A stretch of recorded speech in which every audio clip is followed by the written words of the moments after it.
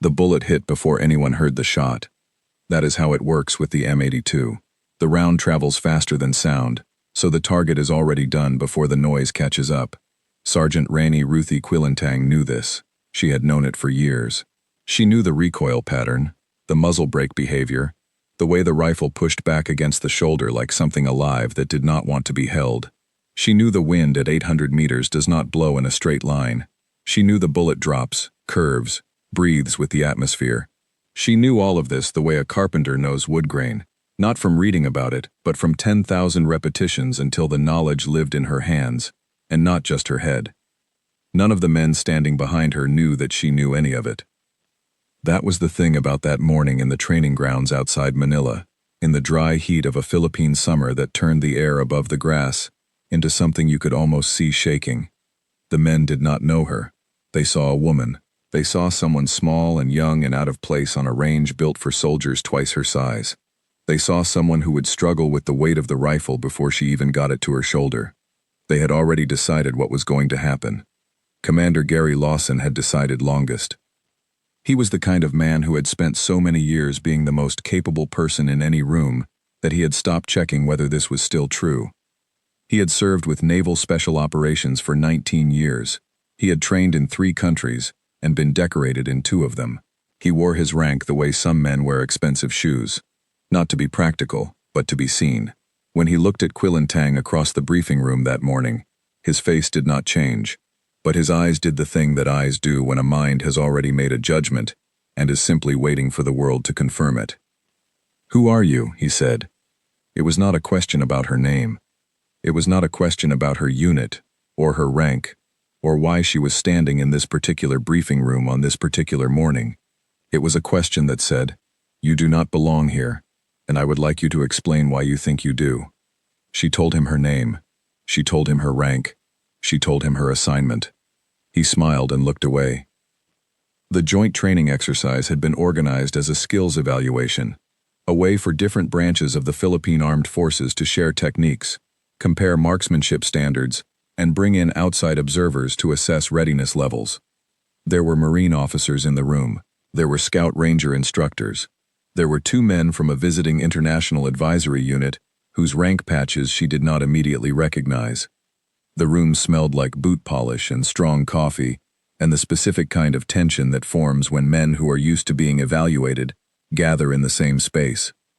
The M82A1 was on the range table outside. She had seen it when she came in. 12 kilograms, semi-automatic, a rifle that had been designed to stop vehicles, to punch through armor, to end an argument between a soldier and a concrete wall at distances where most people could not even see clearly. It was not a weapon that forgave small mistakes. Bad grip, bad breath control, bad sight picture. Any one of these would send a round somewhere it was not supposed to go.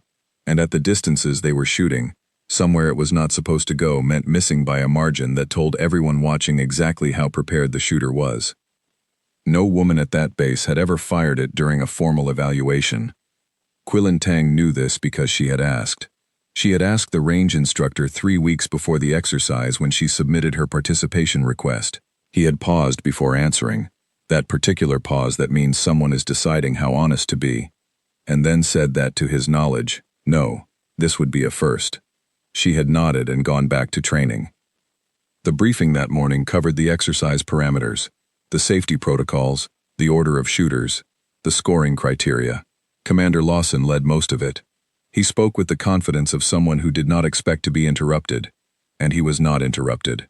When he finished, he looked around the room one more time, and his gaze moved across Quillintang, the way a spotlight moves across something it was not looking for. She sat straight. She did not look away. Outside, the range baked in the morning heat. The targets were steel plates set at 400 meters, 600 meters, and 800 meters. The 800-meter plate was about the size of a large book at that distance, a gray rectangle that shimmered faintly in the thermal haze rising off the ground. The men who had fired at it before in previous exercises hit it maybe half the time on their first shot. The ones who trained specifically for long-range work hit it more.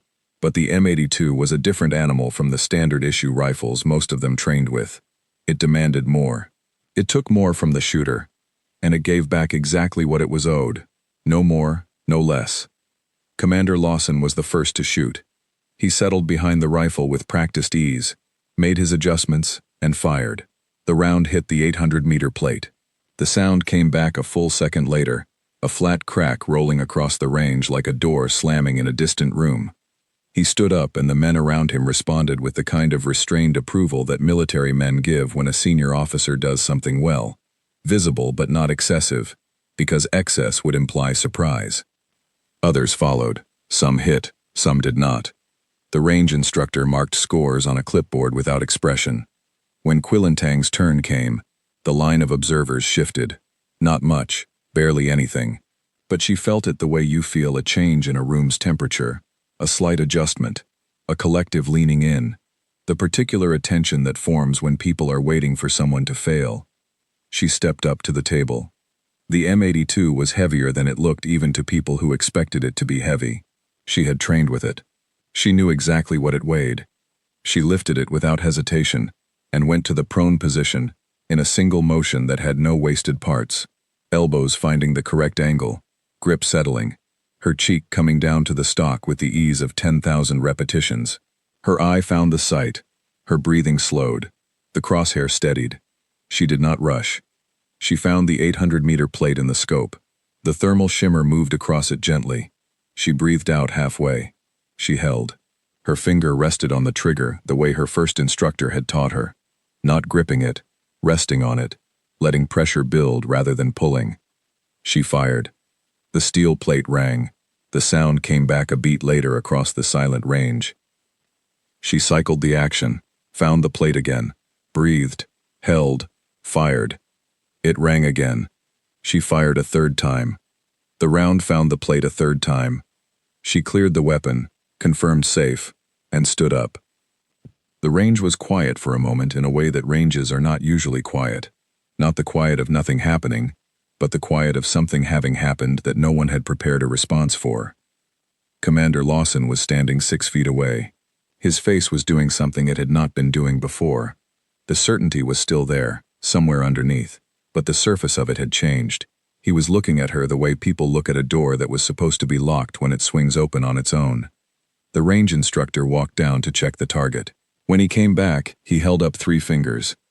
3 rounds, 3 hits, 800 meters, with a rifle that most trained shooters considered one of the most demanding on the range. Nobody said anything for a moment.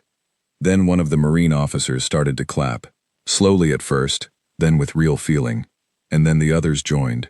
And even Commander Lawson brought his hands together twice, not warmly, not generously, but correctly, the way a man does something he knows he is supposed to do even when some part of him would rather not. Quillentang looked at none of them in particular. She handed the rifle back to the range instructor. She picked up her gear. She walked back to the line. She had known since she was 19 years old that the proof was never going to be enough on its own, that you could show people something real, something measurable, something that sat there on paper with coordinates attached to it, and they would still find a way to file it in a category that did not change anything about how they saw you. Not because they were evil, because categories are comfortable, and comfort is hard to give up, and it is much easier to call something an exception than to rebuild everything you assumed from the start. She knew this. She had always known this. She walked back to the line, and she waited for the next part of the exercise. The morning was not over. The morning was just beginning. And Rani Ruthie Quillentang, Scout Ranger, Philippine Armed Forces, had learned long ago that the way through a morning like this was not to stand still in the moment when everything changed, but to keep moving, keep working, keep showing up, and let the accumulation of every ordinary day do the work that no single extraordinary moment could do alone. She picked up her water bottle. She drank. She looked back down the range at the 800-meter plate still ringing faintly with heat and impact in the distance. She was not finished. She was just getting started. There is a photograph taken sometime in the late 1990s in a small house in the province of Pampanga, north of Manila, where the land is flat and rich with volcanic soil from the eruption of Pinatubo years before. In the photograph, a girl of about 8 or 9 years old is sitting on the concrete floor of a courtyard, and she has taken apart a small electric fan. Every piece is laid out in front of her in a careful row, The blades, the housing, the motor, the small screws lined up by size. She is not crying because she broke it. She is looking at the pieces the way an engineer looks at a problem, with interest, not panic. She wants to know how it works. She wants to know what is inside, and how the inside becomes the outside motion of the blades, and whether she can put it back together better than she found it. She could. Her name was Rani Ruthie Quilintang, and she was the kind of child who was always asking questions that adults found slightly exhausting. Not because the questions were inappropriate, but because they were specific, and specific questions require specific answers, and not everyone is prepared for a 9-year-old who will not accept because that is how it is, as a complete explanation. Her father worked in construction. He was a quiet man who had strong opinions about doing things correctly the first time, and he passed this to his daughter not through lectures but through the way he went about his own work, measuring twice, cutting once, checking the level, going back over his calculations when something felt even slightly off. She watched him work when she was small, and she absorbed something from the watching that she would not have been able to put into words for many years. That skill is not a talent you are born with. It is a practice you build, one careful repetition at a time, and the people who look like they are natural at something have almost always just done it more often than anyone watching has noticed. Her mother taught grade school. She was patient and organized, and she had a memory for detail that her daughter inherited directly, the ability to hold a great many pieces of information at once and see how they connected to each other. She pushed Ronnie toward education without pushing too hard, which is one of the more difficult things a parent can do, and one of the most important. She let her daughter's curiosity lead, and her daughter's curiosity led in several directions at once: mathematics, mechanics, the science section of the municipal library, the way radios worked, the reason bridges did not fall down. Pampanga in the 1990s was a place still recovering from two things at once. The eruption of Mount Pinatubo in 1991 had buried parts of the province under layers of ash and lahar flows that reshaped the landscape physically, and the closing of Clark Air Base, the large American military installation that had sat at the edge of the province for decades, had reshaped it economically. The communities around Clark had organized themselves partly around the base, the jobs, the commerce, the particular culture that forms when a military installation and a civilian community share a border for long enough that the line between them blurs. When the base closed and the eruption followed, the province went through a long period of adjustment, of figuring out what it was now that those two anchors were gone. Growing up in this environment gave Quilintang something particular. She grew up around people who were rebuilding. She grew up around the machinery of recovery, the construction equipment, the engineering work, the constant practical problem of how to move something heavy from one place to another, how to rebuild something that the earth had buried, how to start again from conditions that were less than ideal, and make something that worked. She grew up understanding that difficulty was not an argument against doing something. It was just a set of conditions you accounted for before you started. She was not the most athletic child in her school. She was not the fastest. In the physical games and competitions that organized schoolyard life in the Philippines, she was somewhere in the middle, competitive enough to care, realistic enough to assess her own limits clearly. But she had something that outperformed raw athletic ability in the long run. She was patient, and she was precise, and she could focus on a single task for longer than most of her classmates found comfortable. These qualities showed up most clearly the first time she handled a firearm. She was 15. A cousin who served in the local police took her and 3 other young relatives to a range outside the city one afternoon, not to train them, but because he thought they might find it interesting, the way you take young people to see something you find interesting, and see what they make of it. He showed them how to hold the pistol, how to stand, where to look, what to expect from the recoil. Most of her cousins fired once or twice and stepped back, more interested in the noise and the experience than in whether the rounds were hitting where they aimed. Quilintang stepped up to the line, listened to the instruction carefully, and fired. The round went left and low. She stood there for a moment looking at the target. Then she asked her cousin, "If I am pulling left, what am I doing with my finger when I press?" He showed her. She adjusted. She fired again. The round went center. She fired until the magazine was empty. Every round after the adjustment landed within a few inches of the one before it. Her cousin looked at his watch, and then at her, and said nothing for a moment. Then he said, in the flat, impressed tone of someone who was not expecting to be impressed, "You have a good eye." She did not know yet what to do with a good eye. She was 15. She had no plan that included firearms. But she filed the information away, the way she filed away most things, accurately, specifically, in a place she could find it again when she needed it. By the time she was in her final years of secondary school, she had a broad sense of what she wanted from her life, even if she could not have drawn a map of it. She wanted work that required real skill. She wanted something that would continue to be difficult even after she became good at it, something that would keep pushing her. She was not interested in things that got easy. Easy things bored her. She looked at the options available to her. She was practical about this. Her family was not wealthy. University was possible, but it would require a specific kind of financial planning that constrained her choices. She looked at what the country's institutions could offer someone who wanted technical training, physical discipline, and work that mattered in a direct and legible way. She looked at the armed forces of the Philippines. She did not decide in a rush. She read. She asked questions of people she knew who had served. She visited the recruitment office twice before submitting any paperwork, and both times she came with a list of written questions, and she asked all of them. The recruiter, a tired man in his 40s who had answered a great many questions in his career, told her afterward that she was one of the most prepared candidates he had seen in recent memory. He did not mean this entirely as a compliment. Prepared candidates ask harder questions, but it was accurate. She enlisted at 19 years old. Basic training is designed to do several things at once. It is designed to build physical endurance. It is designed to test mental toughness, specifically the kind of mental toughness that holds up when the body is exhausted and the environment is hostile, and the easiest thing in the world would be to stop.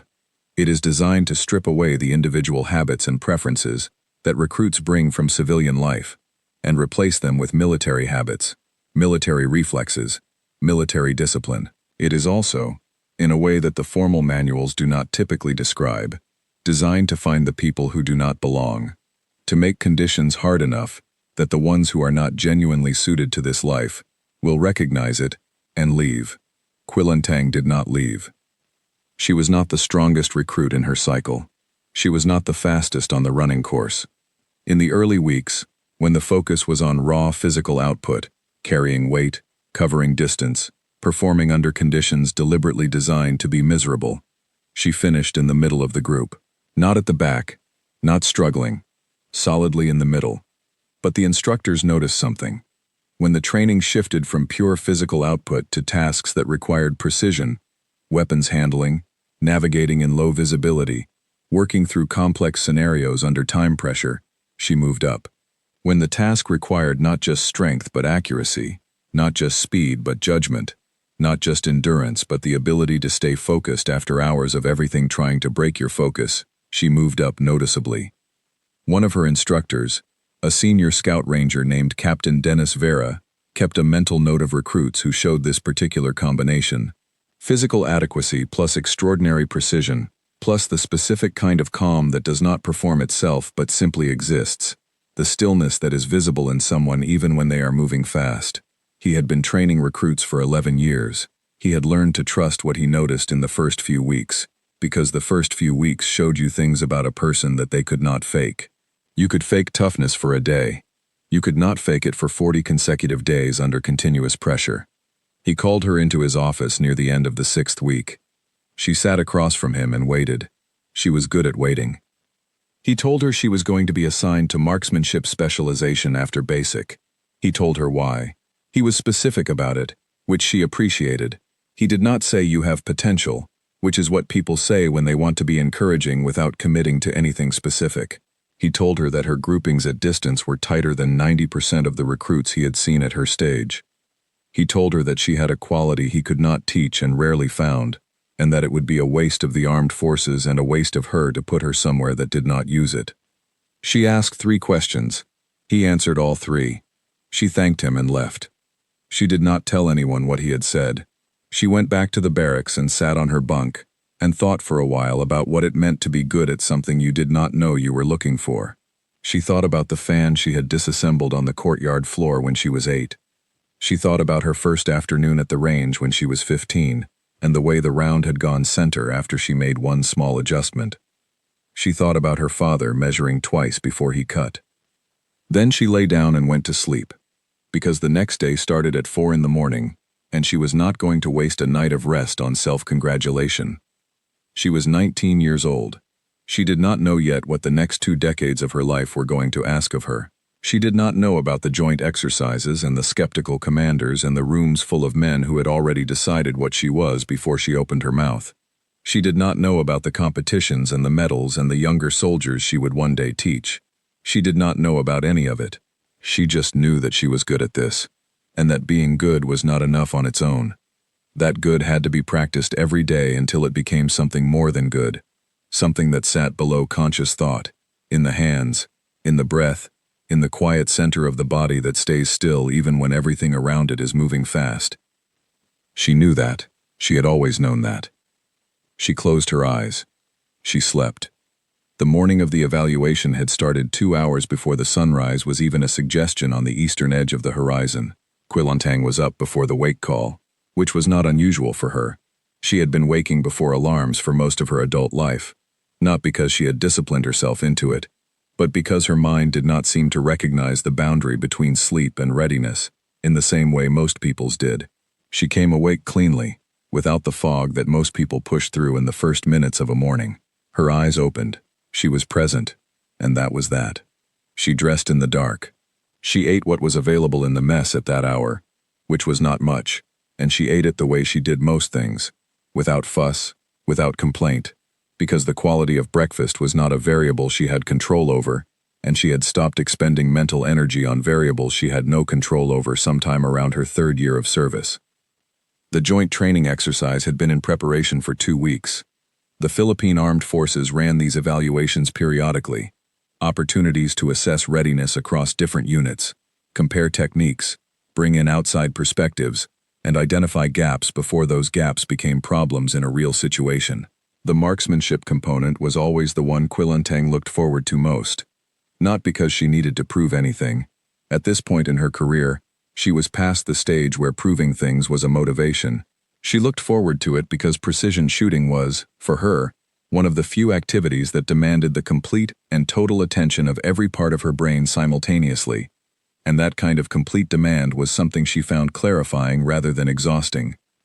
Commander Gary Lawson arrived at the briefing building at 6:45, in a vehicle that was slightly too clean for the exercise environment. He had the particular energy of someone who had already decided how the day was going to go. He walked in, looked around, took inventory of the room with the economy of long habit, and began the briefing without significant preamble. He was technically sharp. Quilantang gave him that without hesitation. His knowledge of the M82 was thorough. The specifications, the operational applications, the historical context of how the rifle had been used in various theater environments.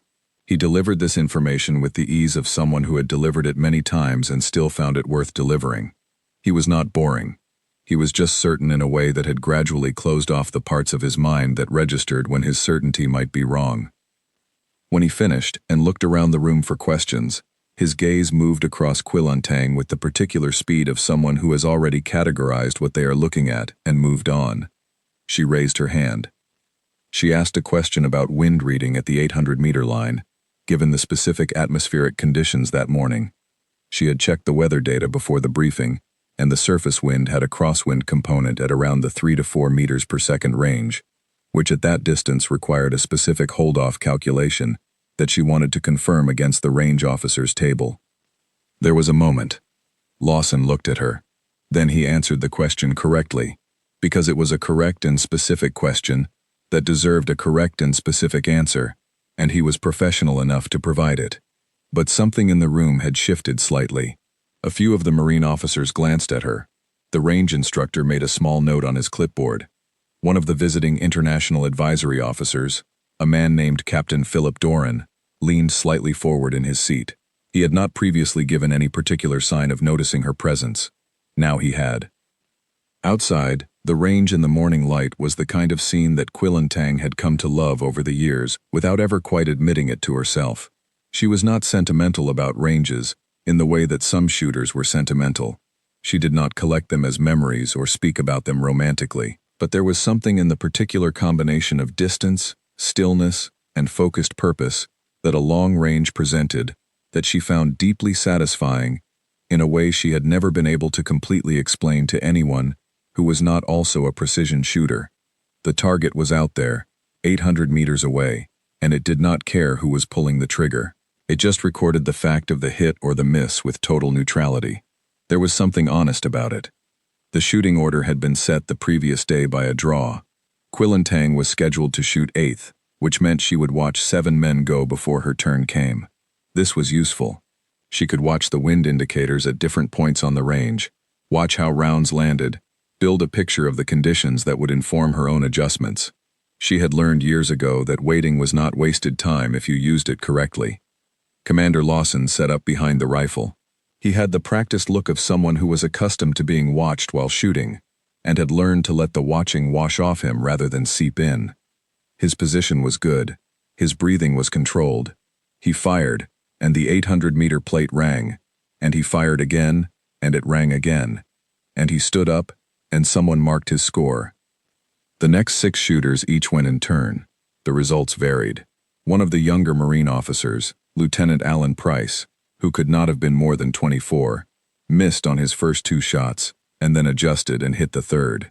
He looked frustrated with himself in the way of someone who had expected better, and Quillentang noticed this because she recognized the specific discipline it took to refocus after missing when other people were watching. Captain Philip Doran, the international observer, did not shoot. He was there to observe and assess, not to participate in the scoring. He stood slightly to the side of the main group with his hands clasped behind his back and watched everything with an even, noting attention. When the range instructor called her name, Quillentang stepped forward. She was aware of the attention behind her. She was not going to pretend she was unaware of it. The awareness was a fact. What she had learned over years of competing and training and demonstrating in exactly these kinds of situations was that awareness of being watched was neutral information. It could affect your performance if you let it, if you let the watching become part of what you were doing instead of a condition around what you were doing. She had learned to treat it the way she treated bad weather, something real, something to account for, something that required no further attention beyond the accounting. She reached the table. The M82 was already position ready from the previous shooter, but she checked it herself. Not hurrying, not performing the check for the benefit of anyone watching, but because checking a weapon before you fire it is what you do every single time. No exceptions, regardless of who set it up before you. She went prone. The prone position with the M82 is not a casual thing. The rifle is long, heavy, and it wants to do specific things to your shoulder and your wrists if you do not meet it correctly. Quillentang's body found the position the way a key finds a lock, not fumbling for it, not searching, but arriving. Elbows at the angle that gave her the best stability for her particular build. Grip firm but not tight. Left hand under the forend with the specific weight distribution that she had worked out over years of practice. Not what the manual described, which was designed for an average shooter, but what worked for her body and her hold, which she had determined through systematic experiment, and kept because it worked. She looked through the scope. 800 meters is a long way. At that distance, the air itself becomes a variable. Heat rising from the ground in morning sun creates thermal layers that move differently at different heights, and a round passing through those layers is deflected in ways that cannot always be predicted precisely, only anticipated and accounted for as best as possible. She had read the morning. She had been reading it since she arrived. She had a number in her head that represented her best calculation of the hold-off required. She breathed in. She breathed out. She held at the natural pause between the exhale and the next inhale, the brief window when the body is completely still, when no muscle is working to either draw air in or push it out, when there is the least movement possible in the whole system. In that window, she let the crosshair find the plate, adjusted fractionally for what she had calculated, and pressed the trigger. The M82 fired. The recoil came back into her shoulder with the force she had expected and had pre-tensioned for, so her body absorbed it rather than being moved by it. She was already cycling the action before the sound had finished crossing back from the target. The range was quiet. 800 meters away, a steel plate rang. She found the target again in the scope. The plate was still settling from the impact. She did not wait for it to fully settle. She identified her aim point, made a minor adjustment based on what she had seen in the round's trace, held, and pressed again. The plate rang. Third round, same process. No faster and no slower than the first two. Neither rushing because she had already hit twice, nor overcautious because she was aware that the people behind her were watching with the specific attention of people expecting her to come up short. The third round left the barrel with the same even, controlled pressure as the first two. The plate rang a third time. She cleared the weapon. She confirmed it was safe. She stood up in a single motion and stepped back from the firing line. The range was completely quiet for 3 full seconds. Then the range instructor started walking downrange to confirm the target, and while he was walking, Philip Doran unclasped his hands from behind his back and put them together in front of him, and then he began to clap, and the sound was crisp and deliberate in the quiet morning air, and it was followed by Alan Price, who had missed his first 2 shots and recognized what he had just seen with the specific clarity of someone who understood what it cost, and then it spread through the group, and Commander Lawson put his hands together twice. The range instructor came back. He held up 3 fingers. 3 rounds, 3 impacts, 800 meters. Nobody said anything for a moment after that. Quilentang was already back at the shooting line, hands relaxed at her sides, looking downrange at the distance she had just covered with 3 pieces of controlled intention. She was not thinking about Commander Lawson or Philip Doran or Alan Price or any of the other men whose impressions of her had just undergone some kind of revision. She was thinking about the third round. She had adjusted slightly right after the second impact, to compensate for a minor wind shift she had read in the grass markers between 200 and 400 meters, and the adjustment had been correct, but she was evaluating whether it had been exactly as correct as it could have been, or whether a slightly smaller hold would have been marginally better. This was what she always thought about after a string of shots. Not the applause, not the recognition, not what anyone around her thought about what they had just seen. The calculation, the correction, the question of how to do it better next time. This was who she had always been. Not someone who performed for approval. Someone who worked toward precision, and let precision speak for itself, and went home and tried to do it better tomorrow. She picked up her gear. The morning was not over. There were more stages to the evaluation. There were notes to compare, scores to discuss, the specific mechanics of a joint exercise that had to be processed and documented before the day was done. Commander Lawson would go back to his unit. The Marine officers would go back to theirs. Philip Doran would write his observer report, and in it he would include a notation about the marksmanship performance of one Scout Ranger sergeant that stood out in the context of the evaluation for specific technical reasons, that he would describe with the precise language of an experienced observer. None of this was Quilentang's concern right now. She walked to the end of the firing line and she set down her gear, and she drank water, and she waited for the next stage of the exercise, and she looked like someone who had come here to work, and had worked, and intended to keep working until the work was done. 800 meters downrange, the steel plate was still trembling faintly in the morning heat. The report that Captain Philip Doran submitted to his command 11 days after the joint exercise was 4 pages long. It covered the general conduct of the evaluation, the technical standards observed across different units, specific commendations for standout performance, and recommendations for areas of improvement. The section on marksmanship was half a page. It was specific. It named Sergeant Rani Ruthie Quilentang by rank, name, and unit. It described her performance with the M82A1 at the 800-meter line in the particular dry language of military assessment reports, which strips away anything that resembles drama and leaves only verifiable fact.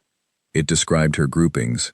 It described the atmospheric conditions that morning and the compensations required.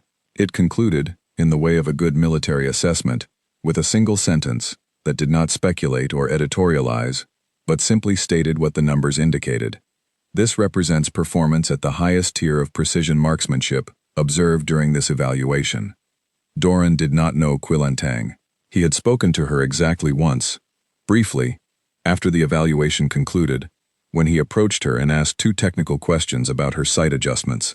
Not to test her, but because he was genuinely curious about her calculation process, and she had given him answers that were precise and straightforward, and contained no self-promotion whatsoever. She answered like a professional answering a technical question, which is to say she answered only what was asked and did not add anything that was not asked for. He submitted his report. In a different world, that report would have been the beginning of something significant, a formal recognition, a specialized training track, a shift in how the organization around Quilintang thought about who she was and what she could do. In the world that actually existed, it was filed, read by a small number of people with the authority to act on it, noted, and placed in a folder alongside the other documentation from the exercise. She was not promoted because of it. She was not given a commendation ceremony. The world did not stop and reorganize itself around the fact of what she had demonstrated. She went back to her unit. She went back to work. She continued doing what she had been doing before the evaluation and would continue doing after it. This is the part of the story that tends to get simplified when stories like this are told publicly. The moment at the range, the 3 hits, the silence, the applause, that compresses nicely into a scene. It has a beginning, and a middle, and an end, and the end contains the feeling of something being resolved. But resolution is not what actually happened. What actually happened is that the morning ended and the next morning began, and Quilintang was still Sergeant Quilintang, and Commander Lawson was still Commander Lawson, and the institutional reality of the armed forces of the Philippines had not been reorganized by 3 steel hits, 800 meters away. She knew this. She had known it going in. She had known it long before that particular evaluation, because she had been in enough rooms and on enough ranges and in enough conversations with enough senior officers to understand that individual demonstrations of excellence, however clear and measurable and impossible to argue with, do not automatically translate into changed conditions.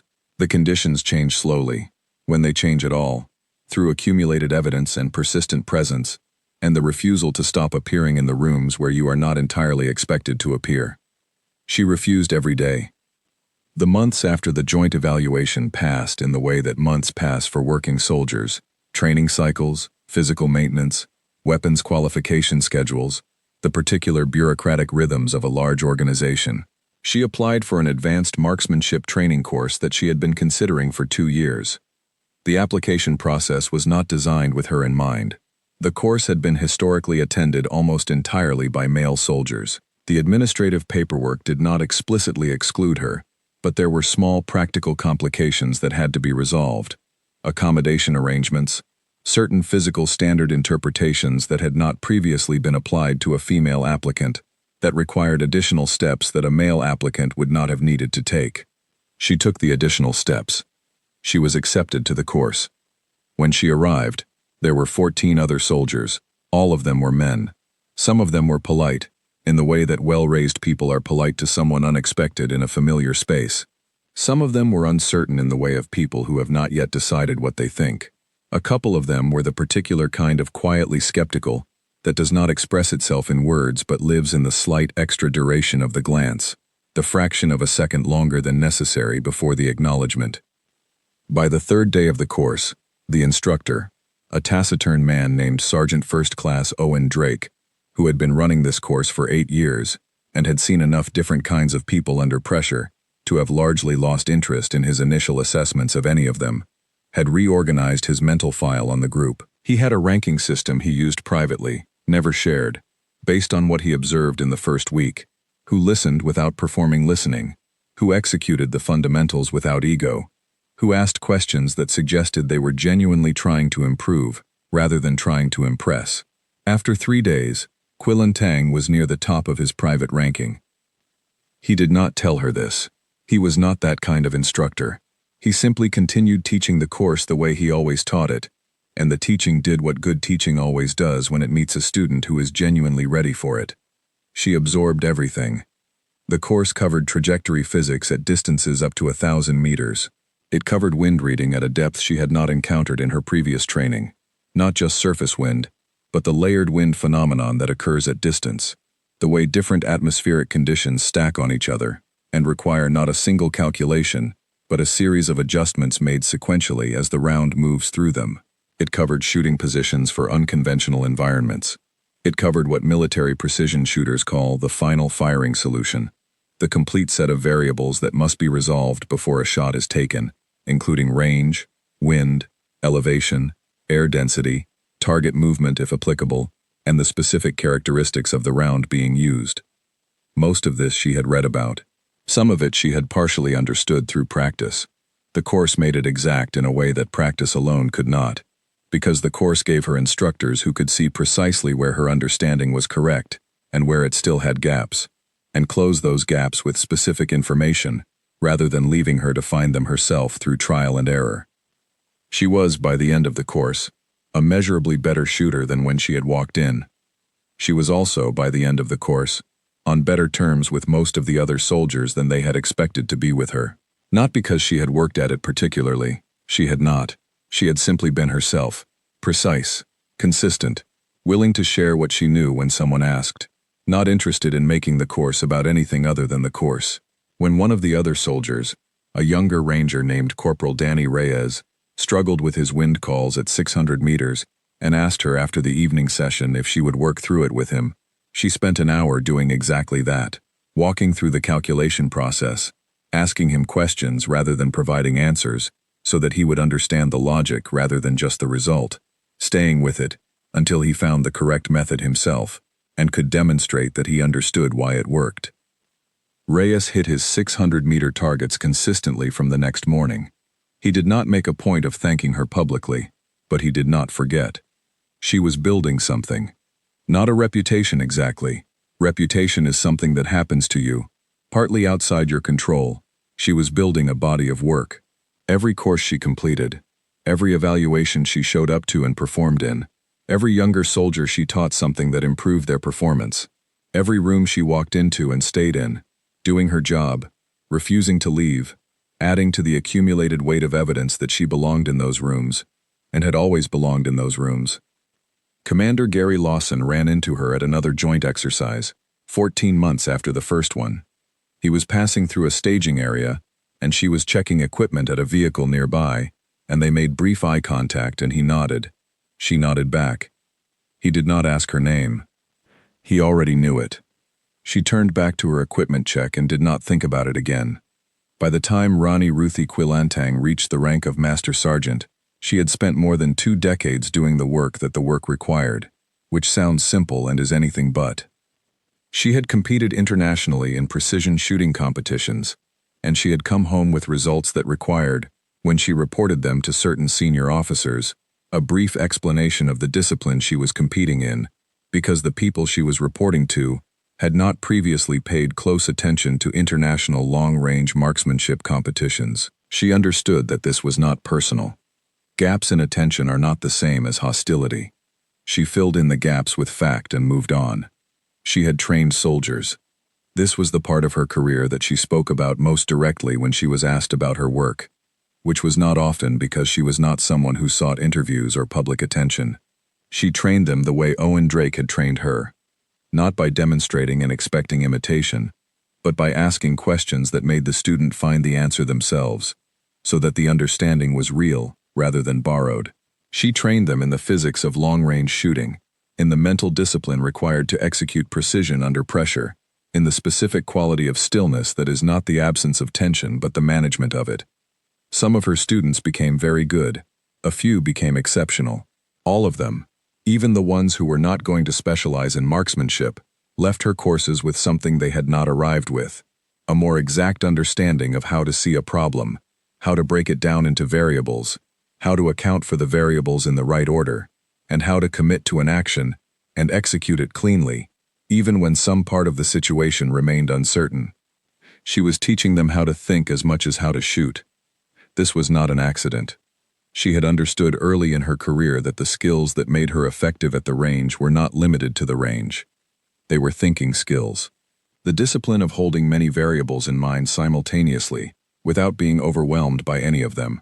The discipline of making a decision under conditions that were not fully controllable, and committing to that decision, rather than hesitating and allowing uncertainty to compound. The discipline of failing, missing a shot, making a wrong calculation, and treating the failure as information rather than indictment. She had failed many times in her career. She had missed shots that she should have hit.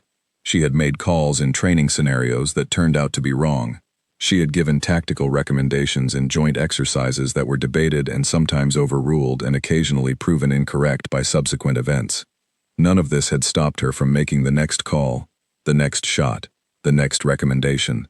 Failure for Quilintang was data. It was never the end of the story. The recognition came slowly and unevenly, the way recognition of this kind usually comes. There were awards eventually. There were formal commendations that sat in her service record and were evaluated each time her name came up for promotion. There were officers who had served alongside her, or been trained by her, who, in conversations with peers and superiors, mentioned her name in the way you mention someone's name when their quality is simply a fact that needs to be included in the accounting. There was no single morning that changed everything. There had been a morning on a range, years earlier, that had changed something for a number of specific people in a specific room.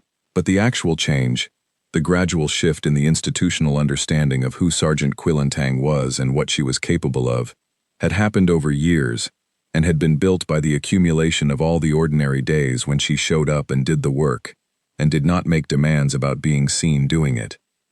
She understood this in the way that people understand things they have lived rather than read about. It is a heavier understanding.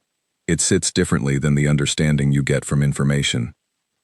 Captain Philip Doran, who had submitted the assessment report after the first joint exercise, crossed paths with her again at an international seminar on small unit tactics held in the third year after that evaluation. He was a major by then. She was a staff sergeant.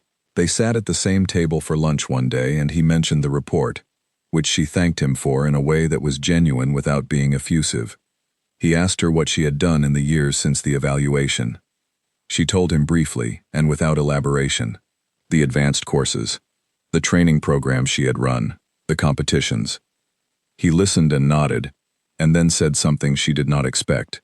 He said, "I have followed the records when they crossed my desk. You have built something significant." She thought about this for a moment. Not the compliment itself, which she received and accepted in the same matter-of-fact way she received most things, but the word built. Built was the right word. She had not been given anything. She had not been recognized early and placed in a track designed for her development. She had built it piece by piece, course by course, performance by performance, student by student, and the building had been the point. The building was the work. If someone had handed it to her, it would not have been the same thing, and she would not have been the same person at the end of it. She told him she appreciated that. She finished her lunch. The seminar continued. In the community of precision shooters within the Philippine Armed Forces, her name had become something that was used without introduction when it came up in conversations about the discipline. Not famous, exactly. The armed forces is large and the marksmanship community is a small subset of it, and the people who follow such things are a smaller subset still. But within that community, her name was a reference point. When instructors described what excellent long-range performance looked like, her name came up. When younger soldiers asked who they should seek advice from on specific technical questions, her name was offered. This is what careers built on genuine competence produce, eventually. Not monuments, not ceremonies necessarily, though there were some. Just the quiet, durable reality of a name that carries weight in the rooms where weight matters. She was in her late 30s by the time the phrase, pioneering female marksman, started appearing in connection with her name in official documents, and, occasionally, in press materials released by the armed forces for public information purposes. She accepted the description the way she accepted everything, without argument, without inflation, without the kind of false modesty that is its own form of performance. It was accurate. She was the first woman in the AFP to formally qualify on the M82A1 in an official evaluation. She was among the first women in the AFP to complete the Advanced Precision Marksmanship course. These were facts. They were also not, to her mind, the most interesting things about her. The most interesting things about her were the 1,000 smaller decisions she had made over 2 decades, the specific moments when she had been tired, or frustrated, or confronted with a situation that offered a convenient exit, and she had declined the exit, and stayed in the room, and continued working. The decision to take the additional administrative steps required to apply for the course that was not designed with her in mind. The decision to stay after training sessions to help Corporal Reyes with his wind calls. The decision to submit an accurate performance report after an exercise where her unit's results were poor, rather than softening the numbers to avoid uncomfortable conversations. These decisions did not appear in press materials. They did not appear in official commendations. They were invisible in the way that the most important decisions usually are. Invisible except in their cumulative effect on the person who made them, who becomes, through the making of such decisions over and over again across years, a particular kind of person who can be trusted in situations where trustworthiness is not optional. She had become that kind of person. When young soldiers from her unit asked her how she had achieved what she had achieved, she usually paused before answering, because the question assumed an outcome that she was not sure she thought about in those terms. She did not experience her career as having achieved something and then arrived. She experienced it as ongoing work. The range was still out there. The targets did not move closer because of what she had already done. Every morning brought the same variables and the same requirement to address them correctly. She told the young soldiers, "Show up. Do the work exactly, not approximately, exactly. Find out where your calculation is wrong and correct it. Ask the questions that will get you to a better answer. Do not ask people to trust you before you have given them a reason to. Give them the reason first, then let them decide." This was how she had lived. This was all she knew how to teach. One morning, nearly 20 years after the joint evaluation, and the 3 rounds, and the steel plate ringing in the distance, she was on a range with a class of new trainees. She was not demonstrating the M82 that day. The session was on fundamentals, basic position, sight picture, trigger management, the foundation work that everything else was built on. She was walking behind the line, watching positions, offering corrections in the specific way she had learned from Owen Drake, not telling shooters what they were doing wrong, but asking them questions that led them to see it themselves. One of the trainees, a young woman of about 20, was struggling with her grip. The rounds were consistent in one direction, which meant the error was consistent, which meant it was fixable.